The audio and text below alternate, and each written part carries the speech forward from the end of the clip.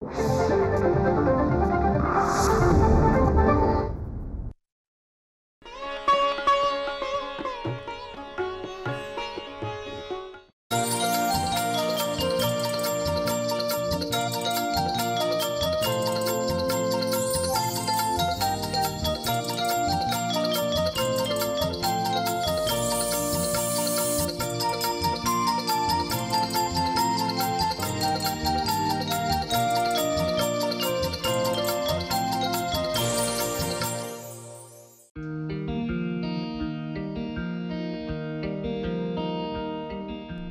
दर्शनच्या गेल्या भागात आपण दापोलीच्या डॉक्टर बाळासाहेब सावंत कोकण कृषी विद्यापीठातील काही अभ्यासक्रम, त्यातून उपलब्ध होणाऱ्या रोजगारांच्या संधी यांची माहिती घेतली. आजच्या भागात याच विद्यापीठामधील आणखी काही पदवी आणि पदव्युत्तर अभ्यासक्रमांची माहिती डॉक्टर बाळासाहेब सावंत कोकण कृषी विद्यापीठाचे शिक्षण संचालक डॉक्टर बी.जी. देसाई यांच्याकडून घेणार आहोत.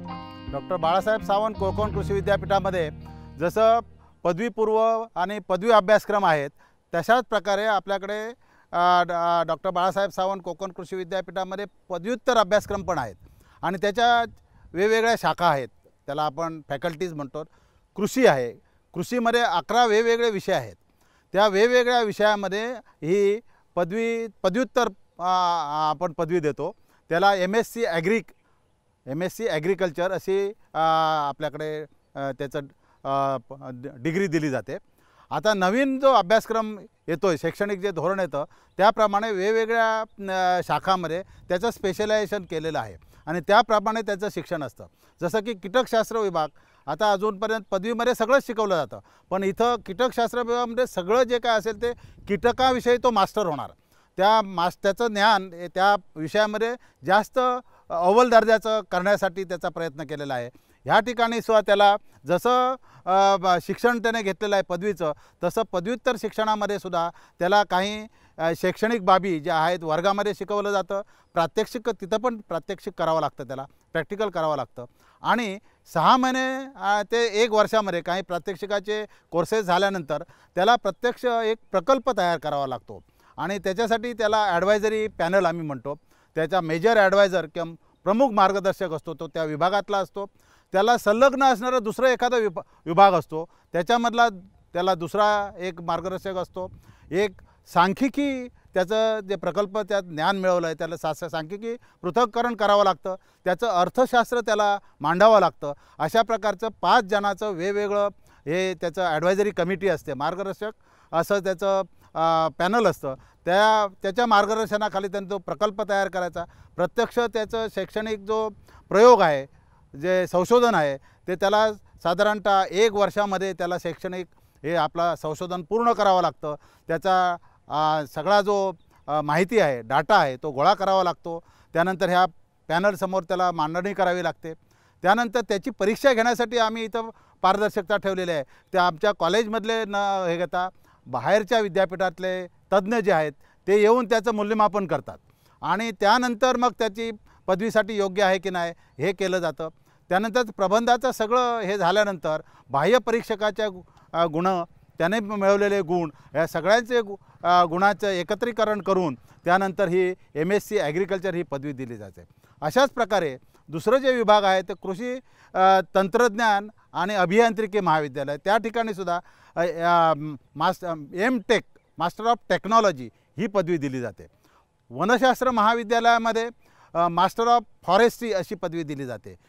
आपल्या मत्स्य महाविद्यालय मास्टर ऑफ मत्स्य म्हणजे फिशरीज, मास्टर ऑफ फिशरीज ही पदवी दिली जाते.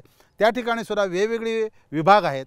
त्याच्यामध्ये प्रक्रिया विभाग आहे, मत्स्य प्रक्रिया विभाग आहे, मत्स्य संवर्धन विभाग आहे, गोड्या पाण्यातील मत्स्य संवर्धन आहे, खाऱ्या पाण्यातील मत्स्य संवर्धन आहे, कृषी आपल्या मत्स्य अभियांत्रिकी आहे, त्याचे हे केलं जातं. त्यानंतर क्वालिटी कंट्रोल, ह्या सगळ्या ह्याच्यामध्ये जे आपण मूल्यवर्धित असे पदार्थ केलं जातं ते त्याचं विस्तार होण्यासाठी मत्स्य विस्तार विभाग त्याच्यामध्ये स्वपदवी दिली जाते.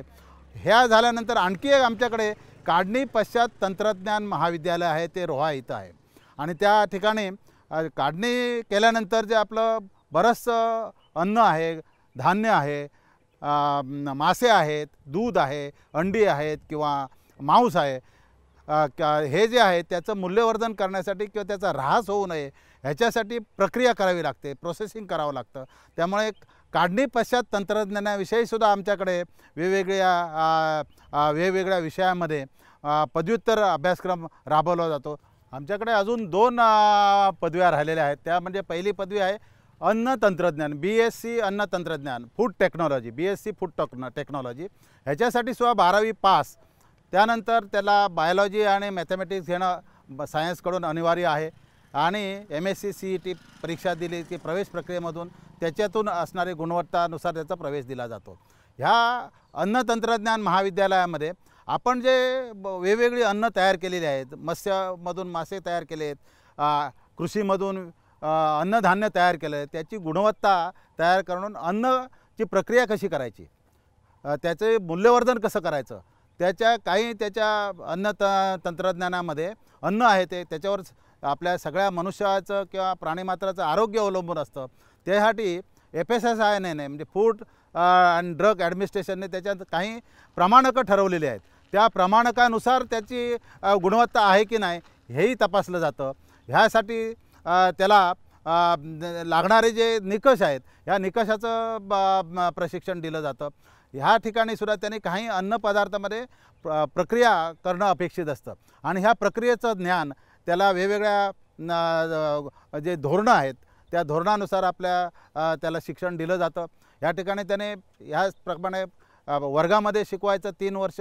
प्रत्यक्ष फूड टेक्नॉलॉजी जे पार्क आहेत, वेगवेगळ्या फूड इंडस्ट्रीज आहेत, त्या इंडस्ट्रीमध्ये त्याला प्रत्यक्ष जाऊन काम करावं लागतं आणि ते काम करत असताना किती काम केलं त्याचं दररोजचं मूल्यमापन करायचं. त्या एखाद्या उद्योजकाने काय खर्च केला, काय उत्पादन काढलं, हे ह्याचं प्रात्यक्षिक त्याने 6 महिने करायचं आणि प्रत्यक्ष काही पदार्थ नवीन मूल्यवर्धित पदार्थ त्याने आपल्या कॉलेजला परत शेवटच्या सेमिस्टरमध्ये येऊन मूल्यवर्धित पदार्थ तयार करायचे, त्याची विक्री करायची आणि त्याच्यातून अर्थार्जन करायचं. हेही प्रशिक्षण ह्या अन्न तंत्रज्ञान महाविद्यालयामध्ये दिलं जातं. आणखी एक डिग्री जी आहे ती वनस्पती जैव तंत्रज्ञान, बायोटेक्नॉलॉजी, BSc बायोटेक्नॉलॉजी ही जी पदवीपूर्व अभ्यासक्रम आहे हा आमचा खाजगी महाविद्यालयामध्ये चालू आहे आणि ह्याच्यासाठी सुद्धा 12वी पास सायन्सच्या स्ट्रीममधून त्याने करणं आवश्यक आहे. बायोलॉजी आणि मॅथमॅटिक्स जर सायन्समध्ये त्याने 12वीला घेतलं नसेल तर पहिल्या वर्षी जेव्हा तो प्रवेश घेईल त्यावेळी ते अभ्यासक्रम त्याने पूर्ण करायचा. त्याच्यानंतरच त्याची इलिजिबिलिटी पूर्ण होईल आणि त्यानंतर त्याने 3 वर्ष कॉलेजमध्ये हे करायचं आणि प्रत्यक्ष बायोटेक्नॉलॉजीच्या वेगवेगळ्या आमची लॅब आहेत त्या लॅबमध्ये त्याने काम करायचं. बायोटेक्नॉलॉजी जैव तंत्रज्ञानाचा अभ्यास करत असताना त्यांनी जैविक जनुकं रेणुकीय जीवशास्त्र काय आहे ते बघायचं. त्यानंतर ऊती संवर्धन म्हणजे एखाद्या पेशीपासून सुद्धा आपण उत्पत्ती करू शकतो. आपण कृषीमध्ये शिकलो कलमं रोपं बियाण्यापासून करायची, तर ह्या ठिकाणी एखाद्या झाडाची जी ऊती आहे ती बाजूला आयसोलेट कशी करायची, त्या प्रयोगशाळेमध्ये त्याला वेगळं तयार करून कशी वाढवायची आणि त्याच्यापासून उत्पत्ती कशी करायची, त्याचं जनुकीय मार्किंग कसं करायचं, ह्या सर्व ज्ञान त्याला प्रयोगशाळेमध्ये शिकवलं जातं आणि ह्या प्रयोगशाळेमध्ये शिकवत असताना त्याने त्याचं प्रोजेक्ट रिपोर्ट तयार करून त्याने प्रत्यक्ष त्याचं अंमलबजावणी करण्यासाठी एखाद्या बायोटेक्नॉलॉजी लॅबशी त्याला संलग्न करून दिलं जातं आणि 6 महिने प्रशिक्षण पूर्ण केल्यानंतर त्याचं परत आमचे जे परीक्षक असतात, परीक्षकांचं पॅनल असतं, त्याच्यासमोर सादरीकरण, अहवाल आणि त्याची मौखिक परीक्षा, त्याने केलेलं काम, त्याने मेंटेन केलेली दैनंदिनी हे सगळ्याचा विचार करून त्याचं मूल्यमापन केलं जातं आणि त्याला BSc बायोटेक्नॉलॉजी ही डिग्री दिली जाते.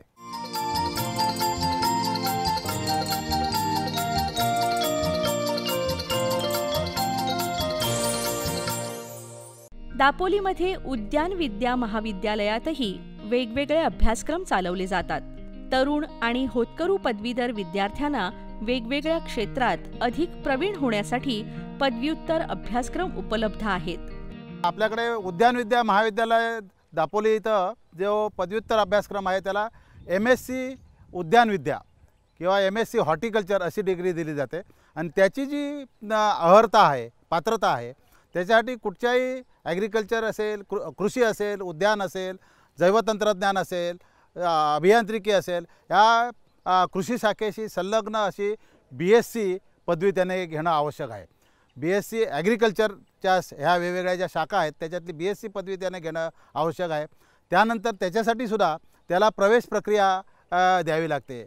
याला MScसाठी जी प्रवेश प्रक्रिया आहे ती प्रवेश प्रक्रिया साठी त्याने ती परीक्षा पास करायचं, त्याचं मूल्यांकन आणि त्याने आपल्या पदवी अभ्यासक्रमामध्ये मिळालेलं मूल्यांकन असं त्याचं एकत्रित त्याची गुणवत्ता तक्ता तयार करून त्याच्याप्रमाणे हे डिग्रीचा प्रवेश दिला जातो. ह्या ठिकाणी सुद्धा आपण डिग्रीचा प्रवेश देत असताना 50% कोटा हा ह्या त्या विभागातला कोकण विभागासाठी असतो आणि 50% कोटा हा आपल्या महाराष्ट्र प्रदेशासाठी असतो आणि 2% हा कोटा आहे आउट ऑफ स्टेट आपल्या राज्याबाहेरच्या विद्यार्थ्यासाठी असतो. अशा प्रकारे प्रवेश घेतल्यानंतर ह्या ठिकाणी सुद्धा त्याला पहिल्या 1 ते 2 सेमिस्टरमध्ये पहिल्या वर्षामध्ये त्याला आपलं जे कोर्स वर्क आहे किंवा आपल्या वर्गामधला जो विषयांचा सेमिस्टर सिस्टममधले जे विषय आहेत त्याचा अभ्यासक्रम त्याला पूर्ण करावा लागतो. त्यानंतर त्याची आपली मार्गदर्शक जे त्याचं पॅनल आहे त्या पॅनलप्रमाणे त्याला त्या संशोधनाचा विषय त्याने निवडायचा. काही विषय निवडल्यानंतर आपल्याकडे असलेली साधनसामुग्री आणि विद्यापीठाकडून मिळणारं पाठबळ ह्याच्या आधारे तो प्रकल्प तयार करतो, त्याचं संशोधन तयार करतो, संशोधनाची चाचणी घेतो. त्यानंतर त्याचे जे मिळालेला डाटा आहे त्याचं जे माहिती आहे त्या माहितीचं त्याचं पृथक्करण केलं जातं. ह्या ठिकाणी सुद्धा 5 मार्गदर्शक लोक आपले जे प्राध्यापक आहेत त्यांच्या ॲडवायझरी कमिटीचं त्याचं मूल्यमापन केलं जातं. त्याचा प्रबंध हा तपासणीसाठी हा बाहेरच्या विद्यापीठामध्ये किमान 2 परीक्षकांकडे पाठवला जातो. त्यांच्याकडून आलेलं मूल्यमापन काय आहे त्याच्या आधारे त्यानंतर इकडचे जे आपले स्थानिक वेगवेगळ्या कॉलेज त्या विभागात ज्यांनी शिकवलेलं आहे त्याच्या व्यतिरिक्त त्या कॉलेजमधले इतर प्राध्यापकांचं पॅनल तयार करून त्याची परीक्षा मौखिक परीक्षा घेतली जाते, सादरीकरण करावं केलं जातं आणि हा प्रबंध चेक करून आलेला आहे, बाहेरून मूल्यमापन करून आला आहे. ह्या सगळ्याच्या बेसिसवरती त्याला डिग्री दिली जाते. वेगवेगळ्या अभ्यासक्रमांमध्ये प्रवेश घेण्यासाठी विद्यार्थ्यांचे आधीचे गुण बघितले जातात. त्याचबरोबर त्यांची वेगळी चाचणीही घेतली जाते, त्यांची गुणवत्ता तपासली जाते. अभ्यासक्रम पूर्ण होण्याच्या वेळी त्यांनी सादर केलेले संशोधन प्रकल्प यांचीही परीक्षकांच्या मंडळातर्फे तपासणी केली जाते. त्यांची गुणवत्ता योग्य प्रकारे तपासली जाऊन नंतरच पदवी प्रदान केली जाते. अशा प्रकारे विद्यार्थ्यांचा सर्व पातळीवर कस लागून त्यातून उत्तम विद्यार्थी घडतात. कृषी महाविद्यालयामध्ये जैवतंत्रज्ञान विभाग आहे आणि ह्या जैवतंत्रज्ञान विभागामध्ये सुद्धा आम्ही कृषी जैवतंत्रज्ञान पदव्युत्तर अभ्यासक्रम त्याला प्रवेश दिला जातो. त्याला डिग्री दिली जाते MSc बायोटेक्नॉलॉजी आणि त्याची पात्रता जी आहे तर ते पात्रता त्याच्यासाठी कुठच्याही शाखेतला तो पदवीधर चालू शकतो. कृषी आणि कृषी संलग्न जे इतर आता आपण सगळ्या शाखातला पदवी अभ्यासक्रम बघितला त्या BSc पदवी त्याने पूर्ण केल्यानंतर ती मिनिमम त्याने 50%पेक्षा जास्त मार्क्स मिळून ती पदवी ग्रहण केलेली असावी. त्यानंतर त्याला स्वतः प्रवेश प्रक्रियेमध्ये त्याला सामील व्हावं लागतं. प्रवेश प्रक्रियेमधले MSc साठी जी प्रवेश प्रक्रिया होते त्याच्यात गुणांकन आणि त्याने आपल्या पदवीमध्ये मिळालेले गुण ह्याचा सरासरी काढून त्याचा हे मेरिट केलं जातं आणि मेरिटप्रमाणे 50% विभागामध्ये आणि 50% महाराष्ट्र स्तरावर अशा प्रकारे प्रवेश दिला जातो. आणि ह्या प्रवेश प्रक्रियेमध्ये याच्यामध्ये हा जास्तीचा जो भाग आहे हा प्रयोगशाळेमध्ये जैवतंत्रज्ञानाचा अभ्यास रेणुकीय शास्त्र शिकवलं जातं ज्याला आपण जेनेटिक्स म्हणतो. त्यानंतर त्याच्या उती संवर्धन तेव्हा एखाद्या पेशीपासून ते वेगवेगळ्या संवर्धन केलं जातं. आता आपल्याकडे केळीसाठी फार मोठी मागणी आहे. कोकण कृषी विद्यापीठाने सफेद वेलची ही एक आपण वेलचीची जात प्रसिद्ध केलेली आहे. लाल वेलची ही एक जात प्रसिद्ध केलेली आहे. त्यानंतर G9 ही एक जात आहे. ह्याच्या उतीपासून आम्ही संवर्धन करून जवळजवळ 1 लाखपर्यंत रोपं दरवर्षी आम्ही तयार करतो आणि शेतकऱ्यांना पुरवतो. आणि त्याच्यातून सुद्धा जे अर्थार्जन होतं त्यासाठी आपल्या ह्या बायोटेक्नॉलॉजीसाठी ज्या लागणाऱ्या सोयीसुविधा आहेत त्याचं वृद्धी केली जाते. अशाच प्रकारे आणखी दुसरा जो कोर्स आहे आपला तो आहे काढणी पश्चात तंत्रज्ञान महाविद्यालय रोहा इथं स्थापन केलेलं आहे आणि त्या ठिकाणी सुद्धा 6 वेगवेगळ्या विषयामध्ये पदव्युत्तर पदवी अभ्यासक्रम चालवला जातो आणि त्याची पदवीसाठी सुद्धा हीच प्रक्रिया आहे। आपल्या ह्या संलग्न पदवीमधून त्याने मिळालेले पदवी अभ्यासक्रमाचे गुण, त्यानंतर CETचे गुण म्हणजे प्रवेश प्रक्रियेतले गुण याच्यामार्फत 50% विभागीय आणि 50% महाराष्ट्र स्तरावर असा अभ्यासक्रमामध्ये प्रवेश दिला जातो आणि हा सुद्धा 2 वर्षाचा कोर्स आहे। एका वर्षामध्ये त्याने आपलं क्लासवर्क आणि ग्रंथालयामधले संदर्भ गोळा करायचे, त्यानंतर प्रकल्प सादर करायचा, प्रकल्पामध्ये प्रत्यक्ष शेतावरती किंवा प्रयोगशाळेमध्ये किंवा एखाद्या प्रकल्पामध्ये त्याने संशोधन करायचं आणि त्याच्यासाठी सुद्धा 5 जणांचं मूल्यांकन पॅनल असतं, त्याच्यासमोर त्याने आपला प्रबंध सादर करायचा आणि ती प्रबंधाच्या कॉपीज बाहेरच्या परीक्षकाकडे बाहेरच्या महाविद्यालयामध्ये म्हणजे विद्यापीठाच्या बाहेरची महाविद्यालय बाहेरच्या विद्यापीठामधून मूल्यांकन करून त्याचं मूल्यमापन करून त्याला ही पदवी दिली जाते।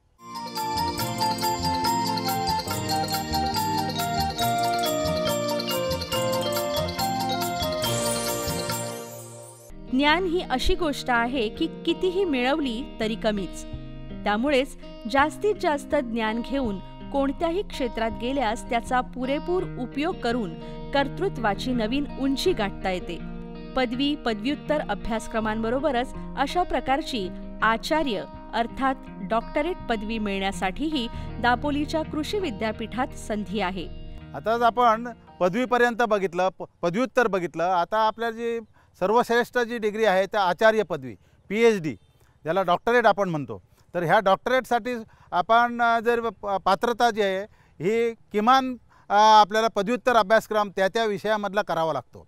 जसं की आता कृषीमध्ये जर तुम्हाला डॉक्टरेट करायची असेल तर ती वेगवेगळी डिपार्टमेंट्स आहेत, वेगवेगळे विभाग आहेत, त्या विभागामध्ये त्या विभागाची जर त्याने पदव्युत्तर अभ्यासक्रम पूर्ण केलेला असेल तर त्याला डॉक्टरेटसाठी त्याच विषयामध्ये पुढे जाता येतं आणि ह्याच्यासाठी हा 3 वर्षाचा कालावधी असतो आणि ह्याची प्रवेश प्रक्रियासुद्धा आपण पदव्युत्तर अभ्यासक्रमामध्ये किंवा मास्टर ऑफ सायन्समध्ये MSc ॲग्रिकल्चरमध्ये जे गुण मिळालेले आहेत त्याची गुणांचं मूल्यांकन, त्याचबरोबर ह्याच्यासाठी PhDसाठी स्वतंत्र CET द्यावी लागते, ते CETचे गुणांकन, अशा प्रकारे 50% विभागाचे आणि 50% राज्यस्तरावरती असं त्याचं प्रवेश प्रक्रिया राबवली जाते आणि महाराष्ट्रातल्या 4ही कृषी विद्यापीठामध्ये एकाच वेळी ही डॉक्टरेटची जी प्रवेश प्रक्रिया आहे ती एकाच वेळी राबवली जाते।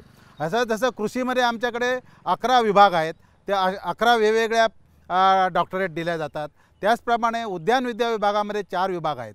मगाशी आपण हे केल्याप्रमाणे पदव्युत्तर अभ्यासक्रमामध्ये जसं सांगितलं फळ उद्योग, फूल उद्योग, फूल उत्पादन, त्यानंतर मेडिसिनल आणि मसाला पिकं आणि सुगंधी औषधी पिकं ह्याच्याविषयी अशी 4 विषयामध्ये डॉक्टरेट दिली जाते। त्याचप्रमाणे आपलं जे आणखी मत्स्य महाविद्यालय आहे त्या ठिकाणी सुद्धा आपल्याकडे 6 वेगवेगळ्या विषयामध्ये डॉक्टरेट दिली जाते। त्यासाठी आता फिशरीजमध्ये जर डॉक्टरेट करायचं झालं तर फिशरीजमधून किंवा मत्स्यशास्त्रामध्ये मास्टर ऑफ सायन्स त्याने करणं आवश्यक आहे, तरच त्याला त्या मत्स्य आचार्य पदवीमध्ये प्रवेश दिला जातो। त्या आणखी एक आपल्याकडे जे महाविद्यालय आहे 4थं महाविद्यालय त्यामुळे कृषी अभियांत्रिकी आणि तंत्रज्ञान महाविद्यालय म्हणजे engineering college, agriculture engineering college, त्याच्यामध्ये सुद्धा आपल्याकडे वेगवेगळी जी फार्म्सची स्ट्रक्चर्स आहेत उत्पादन वाढवण्यासाठी त्या स्ट्रक्चरमध्ये, त्याचप्रमाणे वेगवेगळ्या यंत्रसामुग्री आहेत, त्या यंत्रसामुग्रीच्या मूल्यवर्धन करण्यासाठी जी यंत्रसामुग्री लागते तर त्या ॲग्रिकल्चर इंजिनिअरिंग अँड टेक्नॉलॉजी त्याची पदवी दिली जाते। त्यानंतर प्रक्रिया उद्योग आहे वेगवेगळा, अशा 6 वेगवेगळ्या विभागामध्ये पदवी दिल्या जाते। ह्यांची जी आहे 4ही आपल्या ज्या महाविद्यालय सांगितली, कृषी मध्ये डॉक्टरेट दिली जाते, अभियांत्रिकीमध्ये दिली जाते, त्यानंतर आपल्या मत्स्यमध्ये दिली जाते आणि उद्यानामध्ये दिली जाते। ह्या 4ही ह्याच्यामध्ये जी प्रवेश जी हे आहे क्षमता आहे ते प्रत्येक विभागामध्ये त्यांचे जे मार्गदर्शक जसे उपलब्ध असतात तसे 1 किंवा जास्तीत जास्त 2 डॉक्टरेटसाठी हे प्रवेश दिला जातो आणि ते गुणवत्तेनुसार दिला जातो आणि हा प्रवेश घेतल्यानंतर पहिल्या 1 वर्षामध्ये त्याने प्रत्यक्ष आपलं जे कोर्स वर्क आहे, क्लासमध्ये शिकायचं आहे, ते जे काही गोष्टी आहेत त्या पूर्ण करायच्या. त्या विषयामध्ये एखाद्या विषयामध्ये जर त्याचे काही विषय शिक्षणाचे राहिलेले असतील पदवी अभ्यासक्रमामध्ये, खास करून आपल्या महाराष्ट्रामधल्या जी विद्यापीठं आहेत त्याच्यामध्ये आमच्याकडे सुसूत्रता असल्यामुळे हा विषय येत नाही. परंतु समजा आपल्या राज्याबाहेरील जर एखाद्या विद्यार्थ्याने प्रवेश घेतलेला असेल आणि त्याच्या काही विषय ज्यामध्ये कमतरता असेल तर ती ते पहिल्या वर्षामध्ये पूर्ण करायचं. दुसऱ्या वर्षामध्ये जे त्याचं जे मार्गदर्शक पॅनल आहे त्याने आणि त्या विद्यार्थ्याने असं ठरवून ते संशोधनाचा प्रकल्प सादर करायचा. हे 2 वर्ष त्याने संशोधन चाचण्या घ्यायच्या. ह्याच पदव्युत्तर अभ्यासक्रमामध्ये 1 वर्षामध्ये, पण इथं 2 वर्षाचा अभ्यासक्रम आहे. किमान याला 2 ते 3 सीझन 30 ट्रायल खात्रीसाठी परत त्याचा अभ्यास चाचण्या घ्याव्या लागतात आणि तिन्ही चाचण्यांचा एकत्रित त्याचं हे करून त्याच्यावरती प्रबंध सादर करावा लागतो. हा जो प्रबंध सादर केलेला त्याने असेल तर आपल्या विद्यार्थ्यांच्या आपले जे परीक्षक पॅनल आहे त्यांच्यावर विसंबून न राहता आम्ही आपल्या राज्याबाहेर ते प्रबंध तपासणीसाठी पाठवतो, त्याचं मूल्यांकन करून घेतो. त्यांच्या किमान 2 जे परीक्षक आहेत त्यांच्याकडून मूल्यांकन करून झालं की मग आम्ही ते एकत्रितपणे त्याची कॉमन व्हायवा घेऊन त्याचं मूल्यांकन ठरवतो आणि त्याला आचार्य ही पदवी प्रदान करतो. कृषी क्षेत्राची मोठी परंपरा आपल्या देशाला लाभली आहे. या क्षेत्रात आधुनिक तंत्रज्ञानांचा वापर करून काळाची पावलं ओळखून नव्या पद्धतीने प्रयोग करत राहिल्यास या क्षेत्राचे भवितव्यही उज्ज्वल आहे. तरुण पिढीने संपूर्ण ज्ञान घेऊन आधुनिक तंत्रज्ञानाचा पूर्ण अभ्यास करून या क्षेत्रात करिअर करावे, रोजगाराच्या नव्या संधी शोधाव्यात, यासाठीही डॉक्टर बाळासाहेब सावंत कोकण कृषी विद्यापीठ सतत कार्यरत असते. त्यानुसारच येथील अभ्यासक्रमही राबवले जातात. विद्यार्थ्यांनी त्याचा लाभ घ्यावा असं आवाहन विद्यापीठानं केलं आहे. विद्यार्थी मित्रांनो, आपण हे जे सगळे अभ्यासक्रम पदवीपूर्व, पदव्युत्तर, आचार्य हे सगळे जे अभ्यासक्रम आपण आता जी चर्चा केली, ह्या सगळ्या अभ्यासक्रमासाठी त्या स्टेजप्रमाणे 12वी असेल तर 12वी पास झाल्यानंतर CET होते, ते पदवी अभ्यासक्रमासाठी होते. त्यानंतर समजा पदवी अभ्यासक्रमासाठी जर प्रवेश घेऊन झाल्यानंतर पदव्युत्तर अभ्यासक्रम प्रवेश घ्यायचा असेल तर त्या ठिकाणी पदवी अभ्यासक्रमाचे मार्क्स आणि आपली जी प्रवेश प्रक्रिया आहे CET MSc जी CET राबवतात ती साधारण जून-जुलैमध्ये असते आणि आचार्य पदवीसाठी सुद्धा ऑक्टोबरच्या दरम्यान CET जाते. आणि 4ही कृषी विद्यापीठामध्ये ह्या 3 वेळा ज्या CET होतात त्या CETला आपण जरूर सामोरं जावं, CETचा अभ्यास करावा आणि आपल्या जो पदवीचा अभ्यास असा चांगला अभ्यास करून आम्ही आमच्या कॉलेजमध्ये किंवा आमच्या विद्यापीठांना आपण जरूर हा प्रवेश घेण्यासाठी यावं. धन्यवाद.